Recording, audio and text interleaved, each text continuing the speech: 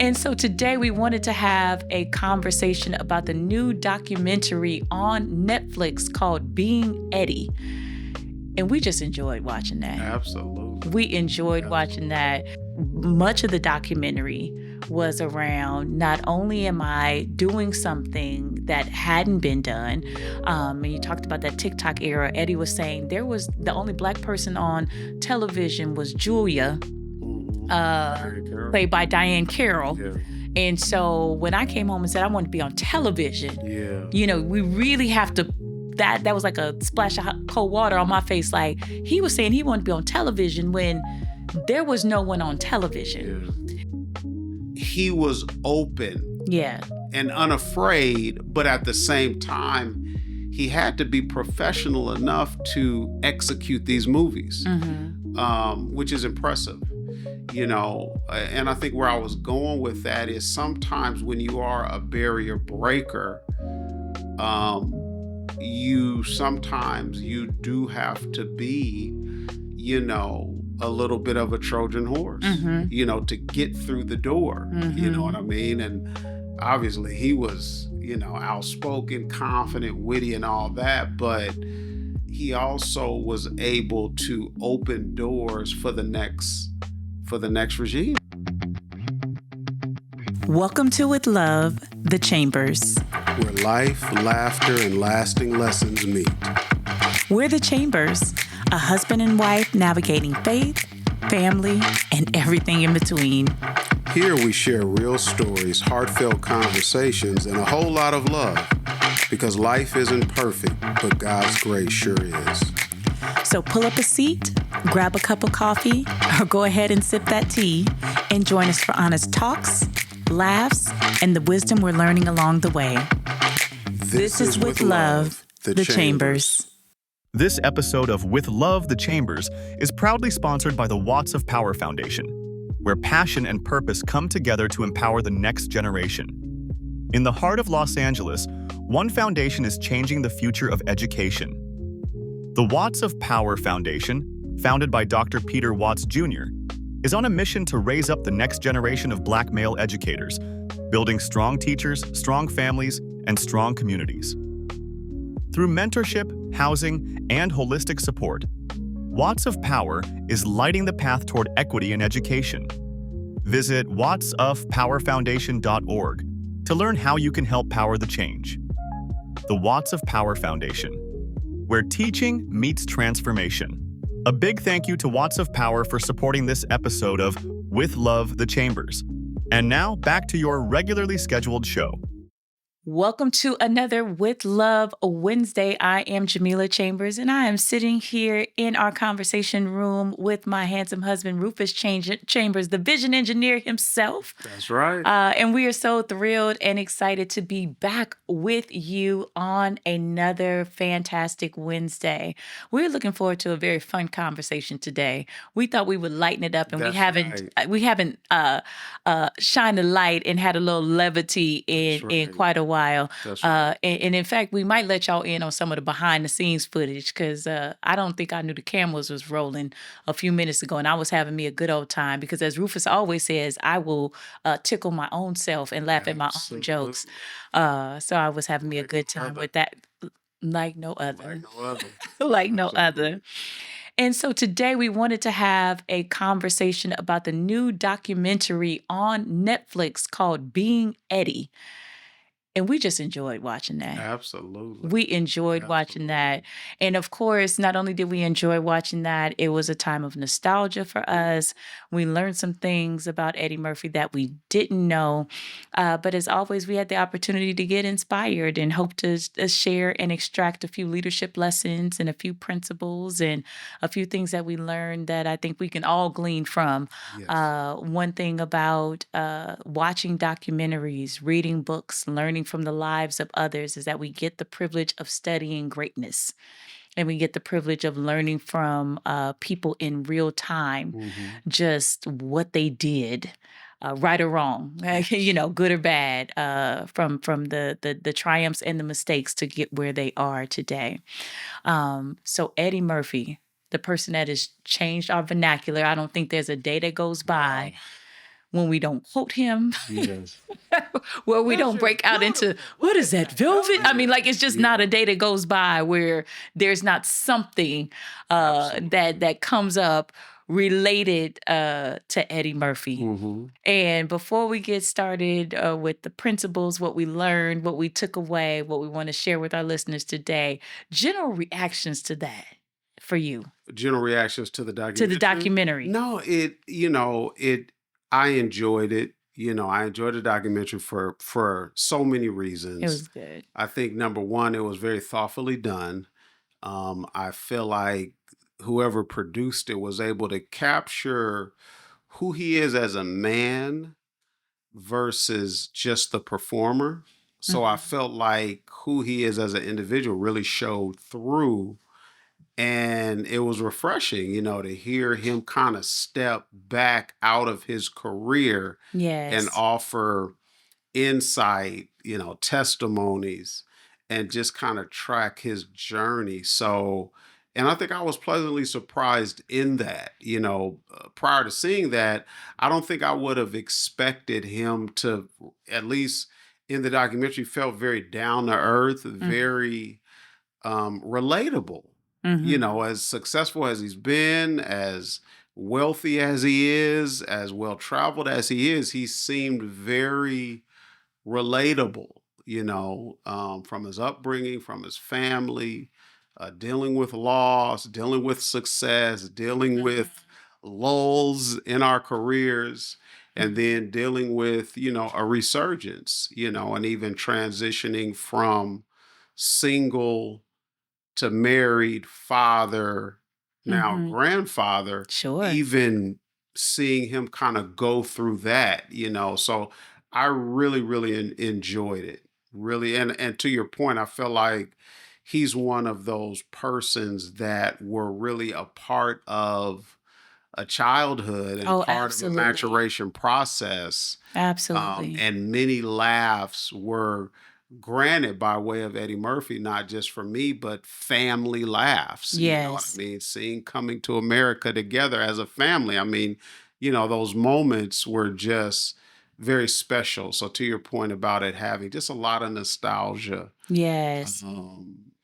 So, yeah, so no, those were, some of my 100%. And initial it's so reactions. interesting that you talk about just feeling like you had the opportunity to get to know him, Mhm. because unlike the way celebrity is obtained now, Yeah. and they even talked about it in the documentary, was one of those people that represented the end of that old Hollywood Yes. era Yes. where you did Yes. not have access That's to yes. celebrities in the way Yes. that Yes. there's that access. There's Yes. so many people on platforms just like one that you and I are talking on now that used to be behind the veil, so to speak. Yes. And Yes. now whether you're an athlete or you're an entertainer or you're a politician, um, that access that people have to Mhm. you is so different.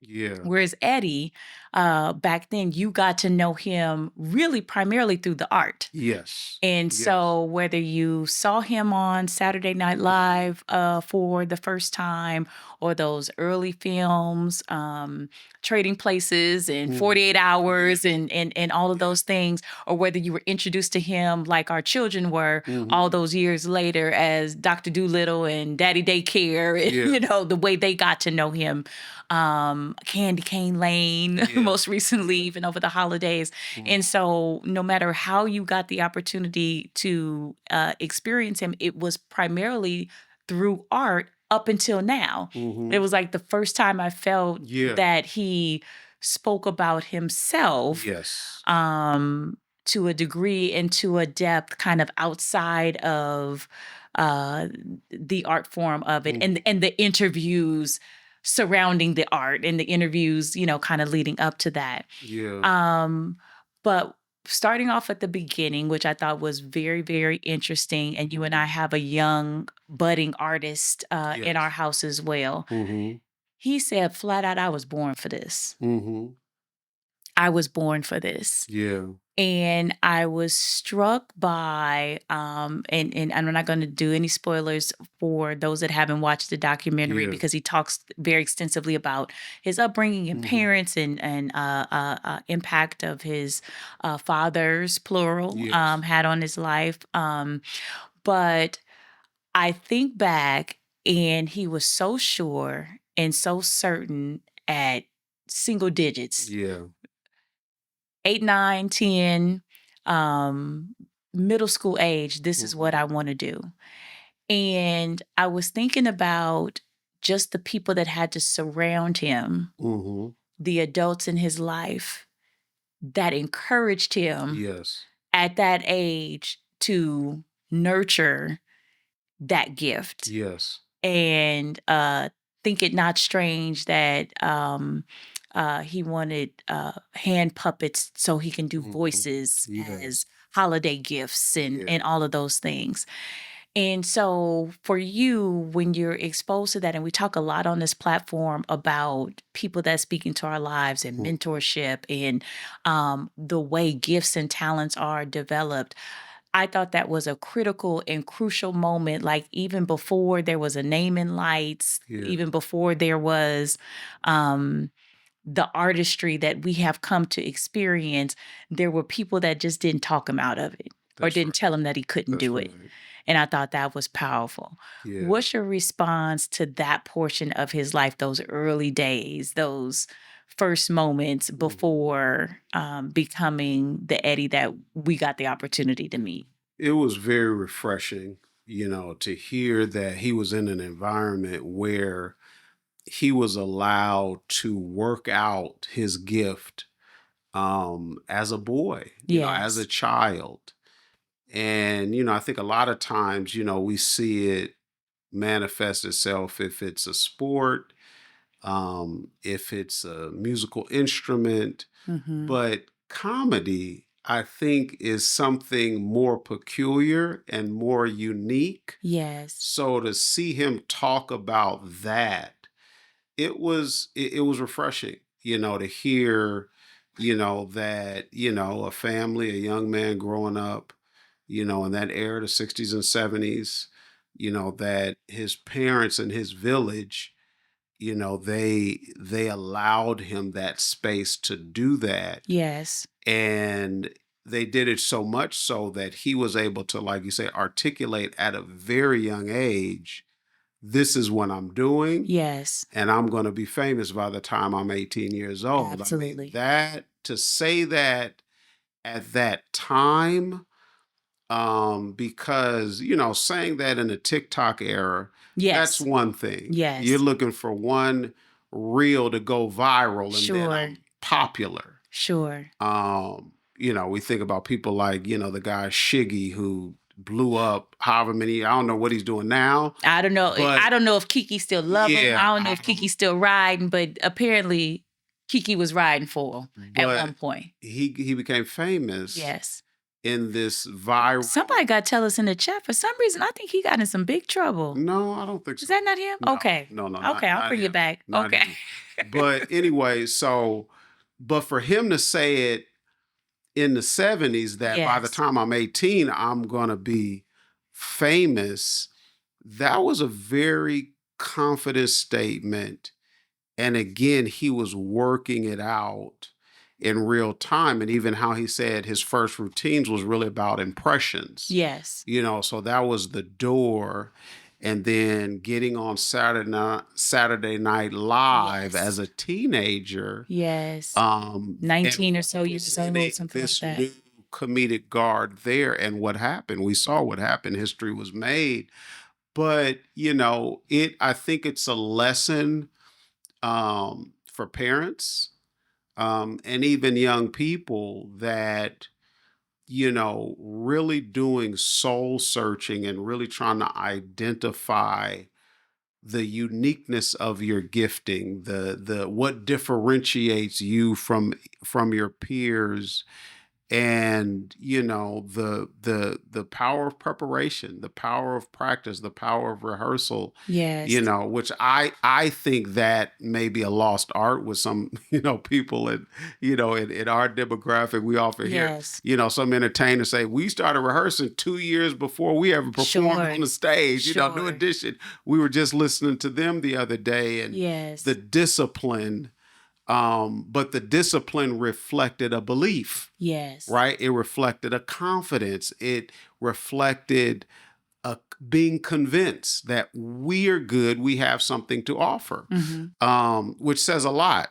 It says a lot. But yeah, that was very refreshing, to me. And I guess, Jamila, maybe you could jump in here as a parent. And again, I don't want to put our kids on Front Street, but as a parent, how have you tried to balance, you know, your children, our children, identifying gifting, pursuing dreams, but also being balanced, Yes. with, we don't want to raise irresponsible adults that Yes. are moochers and leeches, right? Let's just say Yes. what it is. How have you balanced that? You know what I mean? Because I feel like that may I think there's a conversation there to be had. Yeah, so for sure. And I tell this story often, and I think you and I were very, very aligned as parents that we just had no problem investing in exposing them. Okay. Like, so Exposing. that was I think something fundamental from a value statement that Hmm. we were going to expose our kids, Yeah. and whether it was dance lessons and let's see if that takes off. No, you don't like dance lessons so much, or Yeah. piano, Yeah. not really feeling piano, but we were Mhm. willing to try it. And there was that conversation about exposure, and then there was the collision between exposure and then their natural giftings and Mhm. talents and what they became passionate about. Yeah. And our oldest daughter, for example, used to run track for many Mhm. years in Yeah. the elementary school through most of middle school. And so that Mhm. was about a 5-year period of Yeah. time or so that was really very much a part of her life. And not only did she get exposed to other things along the way, and that was the thing that stuck, Yeah. it was, we can tell by her level of preparation, you didn't have to wake her up in the morning to Mhm. get excited about going to a track meet, or she wanted to work hard in Mhm. practice, and all of these things. So there was these indicators, and the way we say it to our kids is that we will always match your effort, right? Mhm. That's a saying that you and I Yeah. have said to them over the years. Hey, champ, we will match your efforts. Mhm. And so she made it easy for us to match her efforts because we could see that she was giving her version of best, whatever that looked Yeah. like as a 7 or 8 year old, Yeah. a 10, 11-year-old, right? Whatever that Mhm. looked like, she was giving her best. And then we would in turn do that. Mhm. But then there became a point where Mhm. it was like, you're not getting no taller. And these kids are getting faster. And these kids are getting stronger. And your talent and maybe even your passion for it is not aligning, Mhm. with you continuing to compete, right, at the Mhm. level that maybe your heart's desire is to compete. Mhm. And that was a conversation, right? And that happened somewhere around in the middle school, start of high school. Mhm. Like, is this something that you see yourself doing on the level that you desire to do it Yeah. in high school, in college, and beyond? And the answer to that was no. We had to have a very frank conversation that even though that was a really big part of her life, Mhm. at that point, that was a part of her life that served a purpose. And we still talk about those lessons. You and I can do a whole podcast, and probably should, about those lessons we learned Yeah. from those track days. And you also participated as a track athlete, in Mhm. particular, how that sport is so applicable to so many Yeah. things. But in that, she also continued to pick up this business gift. That's where those entrepreneurial Yes, giftings ma'am. kicked in, and she went to a business camp and wrote a business plan and started to win awards for this business plan that she perfected over a period of time, and was able to see the fruits of that, Yeah. and that is what she has been able to utilize. So no experience is ever wasted. But as a parent, it was very important to say, sometimes there's going to be ebbs and flows and things are that we start and stop. But it was the principle of, I'm going to try it. I'm going to close the exposure gap. I'm going to, give it my all and then make the transition. And then we Yeah. have a younger daughter that, very much like Eddie Murphy, said on the sofa that's to my left, right off camera, when she was about 9 years old, I know what I was born to do, Mhm. and has done that very thing, since Yeah. then. Yeah. And so I think that was part of it for us as parents, and for us having that conversation, that all of our children have unique gifts and talents and Mhm. abilities. And sometimes we are able to identify those things very early on, and they stick to it. And sometimes it's, I need to have these experiences along the way that will now give my daughter, that's a business student, Mhm. language, competitive language that she Yeah. developed as a child, but utilized in a different sport, in a different race, right? So she Mhm. still is utilizing those principles and that mindset, but in a different Yeah. capacity. And so as parents, I think the biggest thing that I took away is to pay attention. That's Our good. kids are just, our kids are giving us feedback even at a very young age, and there's an opportunity there to pay attention. And then also, and I want to get your feedback on this, one of those things about Eddie's career very early on was that there was no blueprint. Mm. And so much of the documentary was around, not only am I doing something that hadn't been done, and you talked about that TikTok era. Eddie was saying there was, the only Black person on television was Julia, Mhm. uh, Diane Carroll? played by Diane Carroll. Yeah. And so when I came home and said I wanted to be on television, Yeah. we really have to. That was like a splash of cold water on my face. Like, he was saying he wanted to be on television when there was no one on television. Yeah. And so Eddie talks about being the first in breaking through these barriers Mhm. in the sketch comedy space in Saturday Night Live, Yeah. breaking through the barriers in the box office, going from the buddy role Yeah. in movies, which many Black actors played, if they did play those characters, to lead, Yes. and what that meant Quickly too. Yeah. quickly, Yeah. and we're talking like 48 months Yeah. to, Yes. to play on 48 hours, Steve. Literally, it was a 4-year period of time where it was just breaking down all of these different Mhm. stereotypes and paradigms, and having no one there to be a roadmap or a pathway for you. Yeah. He tells a story about James Brown saying, "If Yeah. you got $1 million, go bury it, In the go backyard. bury it in the backyard, go bury it in the backyard, because you couldn't, number one, possibly have $1 million, Yeah. and number two, if you do, there's no one there to talk to you about investing it, Yeah. about setting up your financial house to be Mhm. able to support you from a generational wealth standpoint. There was none of those conversations. If you got $1 million, go bury it in the backyard so the government don't come take it. Like, Mhm. that was the type of advice that he was given.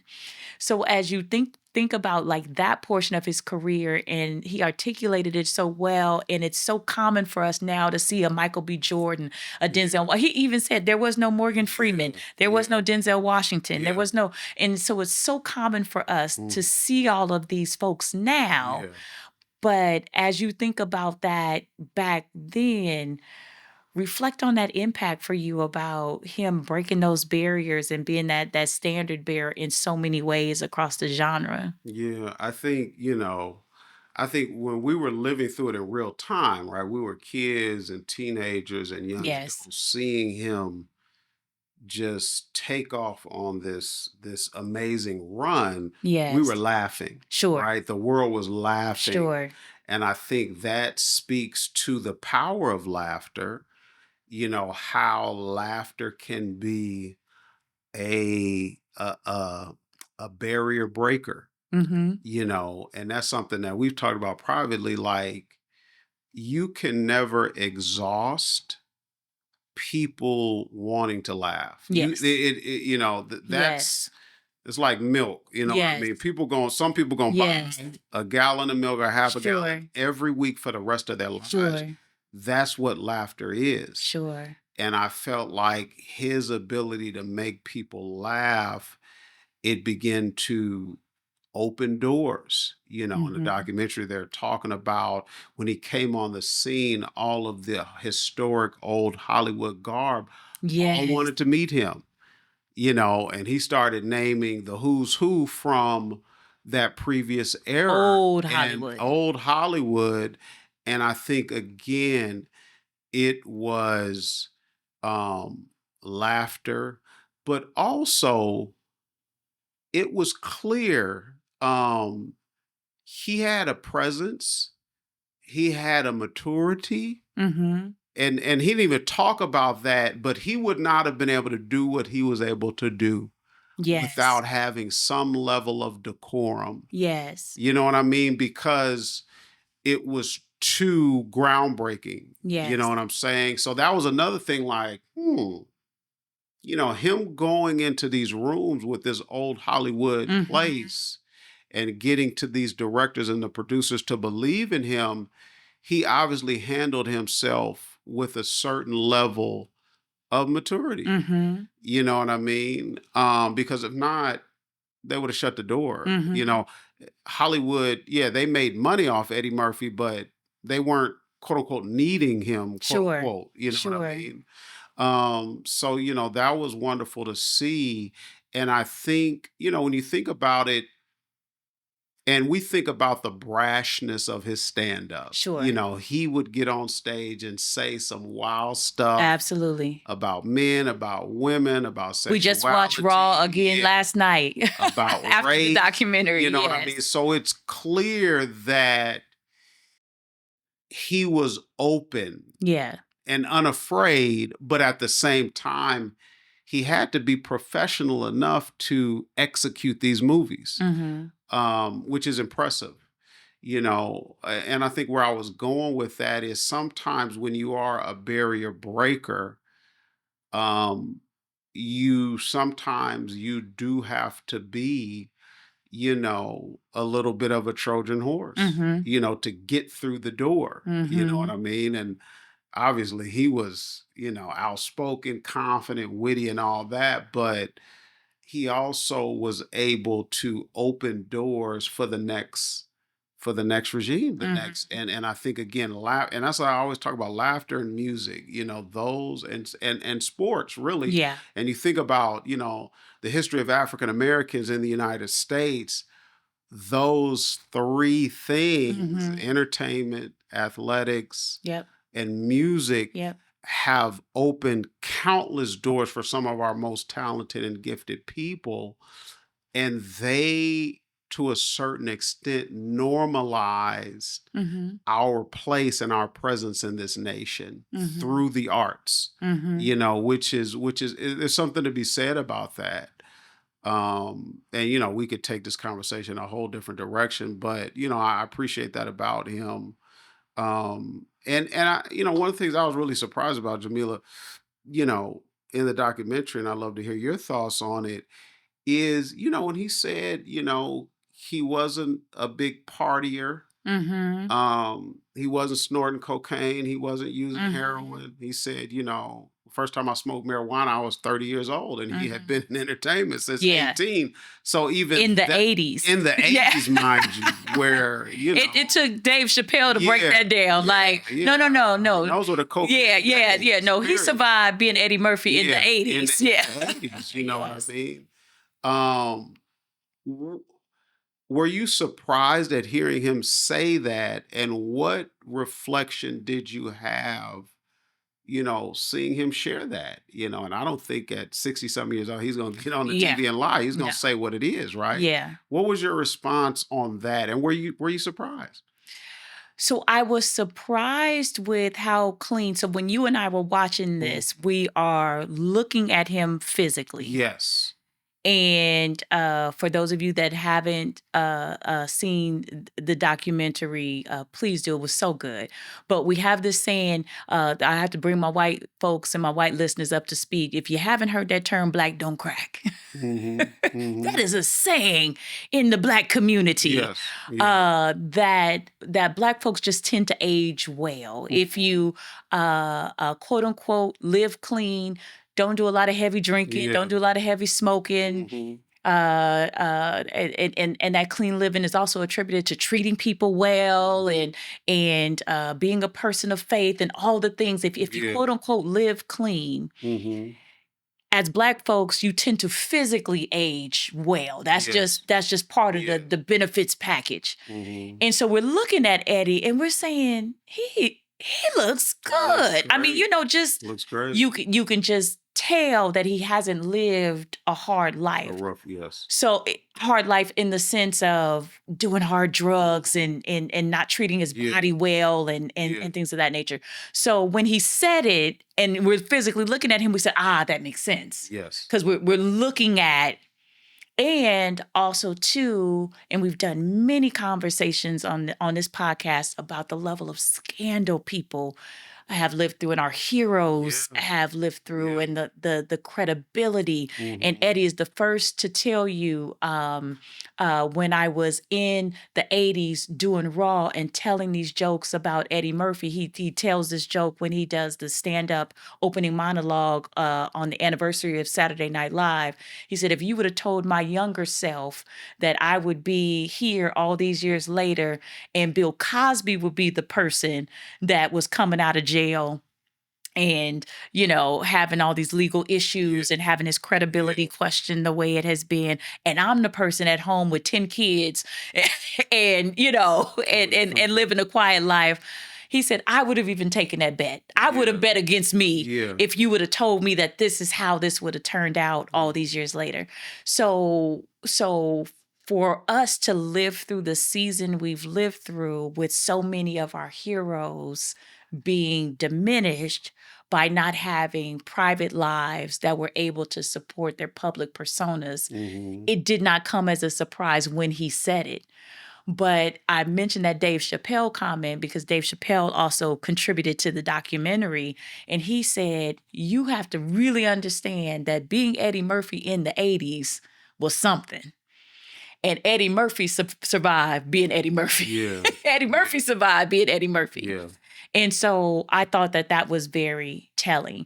And it was also talked about, Tracy Ellis Ross talked about the evolution of his artistry as he matured. Yes. That he went from the stand-up and the delivery and literally naming the last stand-up he did, Raw, in the early movies to when he was more of a single young man, and that was the Boomerang era. And then you had the Coming to America, and then it was Shrek. And then it was Daddy Daycare. And then it was, so you could even see the evolution in his maturity in his artistry. Yes. And so that was interesting to watch. So when he said it in the documentary and I looked back and reflected, I was like, oh, that makes sense. Yeah. But Dave Chappelle said it best. Eddie Murphy survived being Eddie Murphy in the 80s. And that was a lot of, again, that decision. And he was so super hyper focused on this is what I was purposed to do. And there was no distraction to that. Yeah. They talked about in the documentaries his contemporaries of these mega black stars. And it was Eddie, and it was Michael, and it was Prince, and it was Whitney. Now, notice we ain't got to say no last names, and we don't have to say nothing else. When I say Prince, Michael, and Whitney, and Eddie, you know exactly who I'm talking about. No last names needed. Yeah. And so they talked about those being his contemporaries and how they handled fame versus how Eddie handled it. And a lot of it had to do with that family anchor and talking so extensively about his circle and who he kept around him. His brother Charlie being one of the chief among them in terms of that grounding. And then also that singular focus. And he said it in documentary. I knew if what they was doing in the other room, I'm here with my heroes in comedy, and they might have been snorting, doing stuff in the other room. I knew I needed to get up and do my thing the next day. So I was not even curious. Wow, which was Those were his. I wasn't even curious about it. There was nothing there for me because I'm that focused. And to your point, he didn't articulate it that way, that there was a maturity, there was a, because I am that focused on the end game and the goal that this other stuff, I know that this is a distraction and this is a detraction from where I'm going and not an addition. Yeah. You used a word, and we use it here on this podcast. Used the word earlier. We use it on this podcast often about door openers. You said he opened so many doors. Yeah. That was a huge part of the documentary about Eddie being a butler to so many. Yes. And it was so many. Very unselfish. Yes.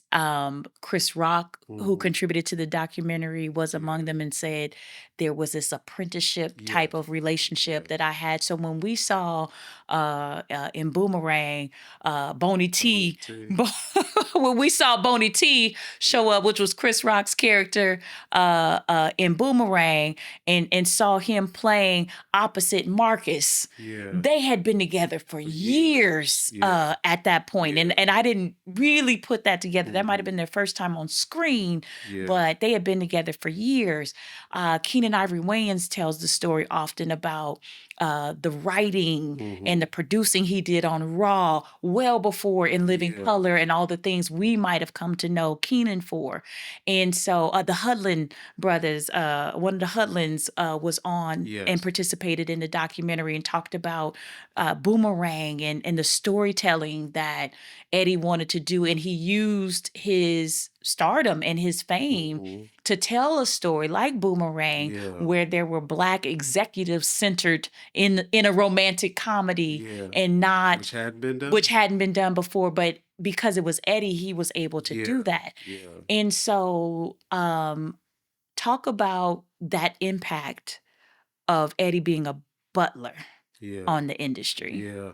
It was, and again, when you're living through it in real time. Oh, we were just laughing our way through. Yeah. We were just enjoying the ride. Yes. But when you pause and you think about, even I think about Harlem Nights. Yes. Where you have this cast of phenomenal actors and actresses. Yes. And and again, there's a lot of profanity in the movie. Sure. So if you can't handle profanity, I'm not asking you to go and watch Harlem Nights.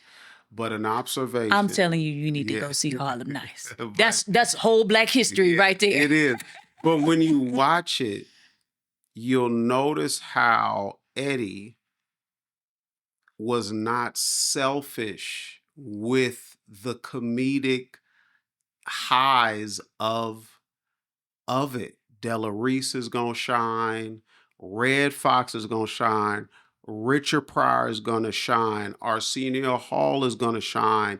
Even Tommy from Martin is going to shine. And you think about creating a piece like that takes discipline. Yes. And it takes a certain level of sacrifice. To your point, I want to open doors. You know what I mean? In Boomerang, they're in a scene. David Allen Greer and Martin Lawrence are hysterical. Yes. And Eddie Murphy's just kind of there. Right? Tisha Campbell, she's going to have her, and she's a comedic actress, but she's not a stand-up. She's going to have her standout moments. Yes. And I was recently and let's not forget Pops. He got a chance to shine. John Witherspoon. Because we're going to coordinate. So let's not forget. And I think the lesson is, I think, as facilitators, and me as a project manager, I love to bring people onto a project where they can showcase their gift, right? But there's something to be said about that. When you set a table where everybody can eat, they appreciate that. They respect you.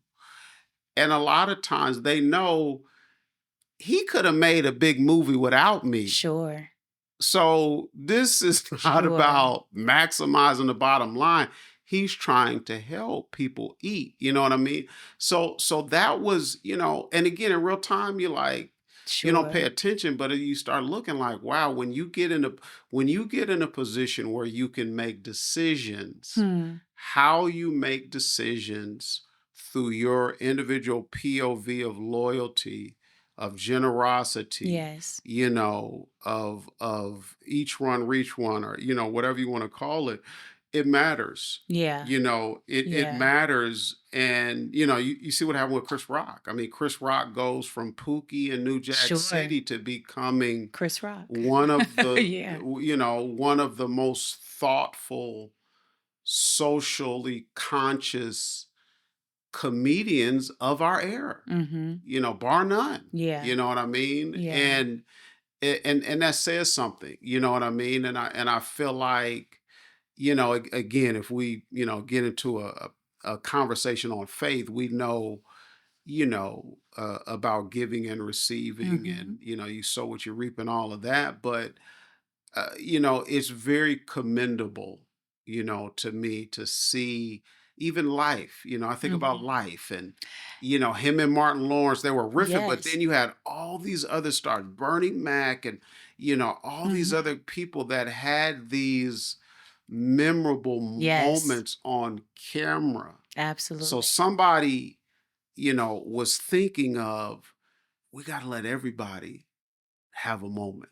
The ensemble. The ensemble, Yes. Hakeem Woodbine, Yes. the mute character, Yes. but it was still very memorable. Yes. You know what I mean? So I think it, and again, it's back to being surprised. Yeah. A person with such a big talent was able to allow others to showcase their talent when it may have not been a necessity. I don't know if Paramount Films and none of these other was asking him, well, Sure. we want you to do less so you could. I don't know. Yes. Don't know, but I doubt it. You know Yeah. what I mean? And that's not everybody's story. No. Hello, No. somebody. No. So I think that's a challenge to us, and challenge, to the listeners of, how do you approach your craft, and who are you helping through your gift? Mm-hmm. You know what I'm saying? And it's a good time to just shout out, there's a whole team that is supporting us in Yes. doing what we're doing Like right now. right? Yes. Like literally. Yeah, Yes. we talking in these microphones, Yes. Yes. but we have an amazing team. Some that are here present right now. Shout out. Let me look in this camera. Yeah, Shout out to Brandon Johnson. Come on now. C2R Productions. That's right. Go ahead and Google them. That's right. Lead us into Brandon. That's right. Leave the commercial. Brandon, lead the commercial in. Exactly. Yeah, there we go. But Brandon, Aunt Lo with Aunt Lo Productions, Raven, with our social media. They have our, graphic design team, Yes. Calhoun and Yes. others, that are Yes. helping. See, we messing around naming names now, so we're gonna get in trouble. Let's be cautious, just so we don't forget anybody. Ugly. Yeah, there we go. That's why I said we messing around trying to do names now. So now we're gonna be in But trouble. anyway, that's when it kicks in. That adolescent senior gonna kick in. Yeah. but there's something to be said, Yes. because, I'm grateful for where we're at. And, it feels good to be able to share, you know what I mean, what we do and what we have Sure. with highly skilled, highly competent, highly gifted people. Yes. You know what I mean? And looking at Eddie Murphy's career, it's clear that he's done that consistently. Yes. You know what I mean? Even we were looking at the credits on Raw, Keenan Ivory Reyes Yes, was absolutely. writing the skit with him. Robert Townsend in the I think, credits. directed it. Yes. It's like, wow, that Yes. was, I think, 1987 or 86 or whatever. Yeah. And again, you're being intentional. I got something I'm working on. That's right. Y'all Let's pull up. meet. We gonna put this thing together. You know what I mean? And I think that's how it should be. You Yes. know what I mean? I think But that's how that's a it big should be. lesson. That's a big lesson. Absolutely. The voice of the ensemble, Yes, um, and absolutely. Coming to America is another example. I Yeah. mean, Oh my goodness. everybody You get think got about the it. time. Everybody got the time to shine. Everybody took center stage. Yeah, yeah. Um, Even though he played so many characters too. he did. He did. He played He so many did. characters too. And that was a great part to learn too, and a great part that I think is a wonderful way, because we can have this conversation just in so many ways But we gonna about. land the Yeah, plane. yeah, yes, that's what I said. We can have this conversation in so many ways, but we're going to land the plane because On behalf of TSA workers, we gonna land the plane. that was last week's episode. Yeah. On behalf of the TSA workers that we hope are back at work Oh, now, praise the help Lord. us, help us.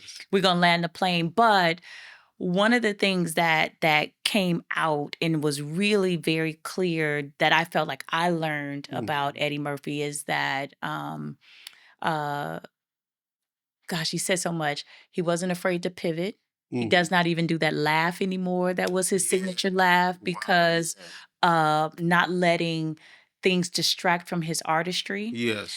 The same documentary talked about him having number one box office hits and a hit song at the same time.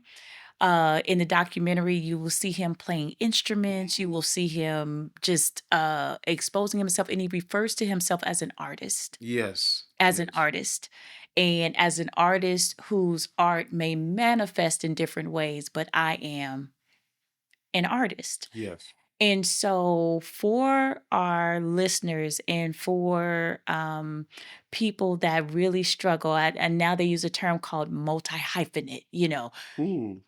Oh, you haven't heard that term? I've Multi-hyphenate. Yes, multi Mm. hyphenate. Those are people that will say things like, "Well, I'm an artist and I'm a pastor and I'm a Mm. writer and I'm a," Mhm. and so people that have difficulty defining Oh, themselves, okay, got it. Okay. or don't want to be defined. I won't say have difficulty defining Mm. themselves. Maybe that's cheapening it a little bit too much. But people that don't want to be defined Got by it. one thing in particular will say, "I'm a multi hyphenate." Got it. Okay. Fancy way for saying I do a lot of stuff Yeah. and I'm good at a lot of stuff. He's so That's fancy. very millennial, very Oh, we fancy. our Gen X way, we just say, "Oh, I do a lot of stuff." Yeah. But yeah, I'm a multi hyphenate. Yeah. But Eddie describes it with just saying I'm an artist. Mm. Mm-hmm. And I'm an artist, and my artistry might manifest itself a variety of different ways. And he very clearly said, as long as I'm having fun doing it, and as long as I think that it's good, that's always the best stuff that I put out. Mm. If I'm enjoying it, if I'm having fun, if I am still more invested in the process, so to Yeah. speak, than the product never lets me down. Mm. Okay. And so, as you were thinking about maybe a final word or a final takeaway for our listeners, and there's always so many people that have difficulty Mm. um, defining what it is they do, or Mm. what it is that they bring to the table, or don't know how to converge, all of these different things that they might be passionate about. What can you say to them based on Mm. Yeah, this that's documentary? hard. You know what I mean? That's I feel like that's a whole separate podcast. That's an episode. But I will share one thought Yes, regarding that. I would say, to the listeners, take a time out from the comparison disease that so many people have. Because when you become obsessive with comparison, you can lose yourself, you can lose your uniqueness, you can lose your identity. You know what I mean? So I would say, chill on comparison. If you need to take a break from social media for that a little part. while, do that so that you can really spend time with yourself, spend time with your victories, your defeats, um, spend time reflecting on your resume, just to remember what you have done. Mhm. Think about the positions. Think about the moments of significance Mhm. that you've had over your career, or had, in your life. It was like, Mhm. wow, what was it about that moment that was so significant? Yes. Why did I feel like I had climbed Mount Everest in that moment?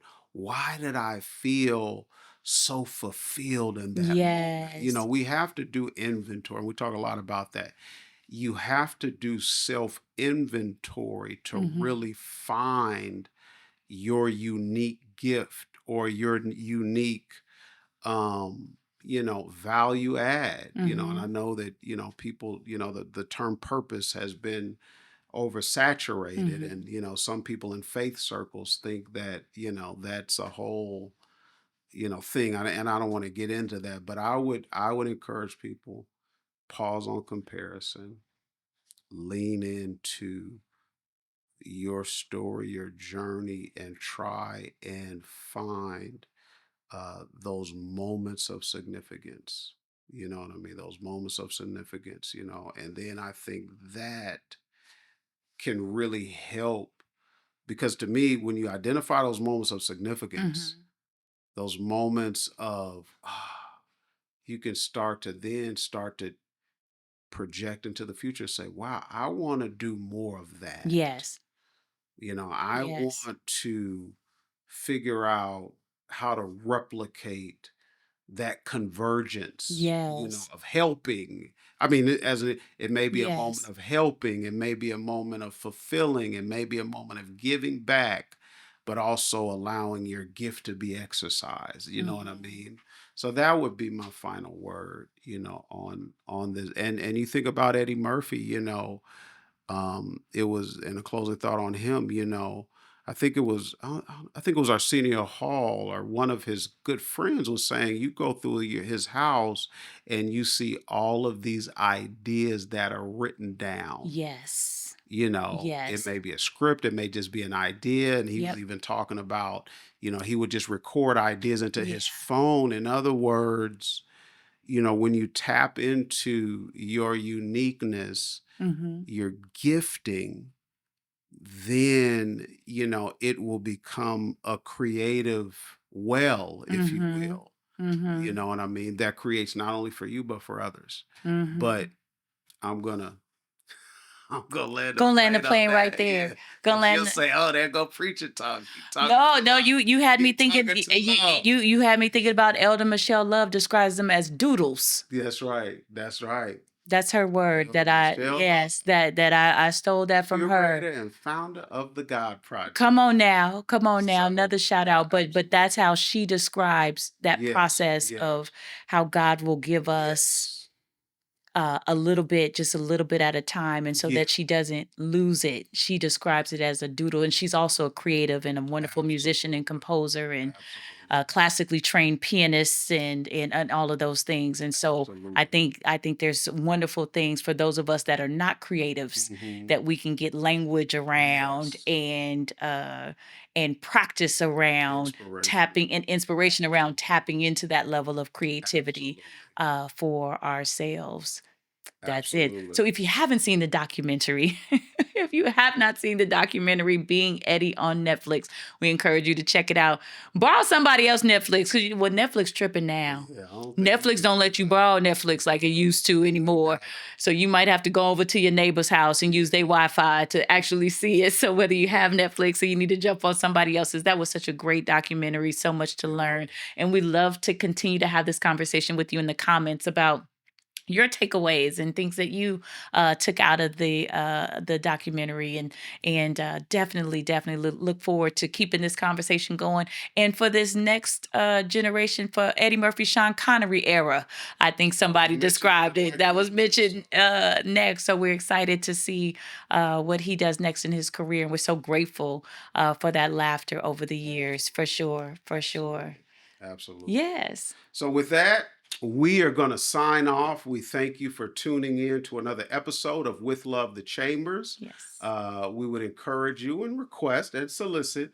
Please hit the like button. Please hit the share button. drop a comment. If you haven't subscribed to us, please subscribe. We need your help in cracking this algorithm Yes. and also growing our audience. We believe that these conversations are not just for us, they're not just for you, but they're for people that you and I know that just need a productive, fruitful conversation to get us through each day. So we're going to sign off from the Yes. conversation room. Yes. My name is Rufus Chambers, And I'm Jamila Chambers. and we'll see you again next time. God bless.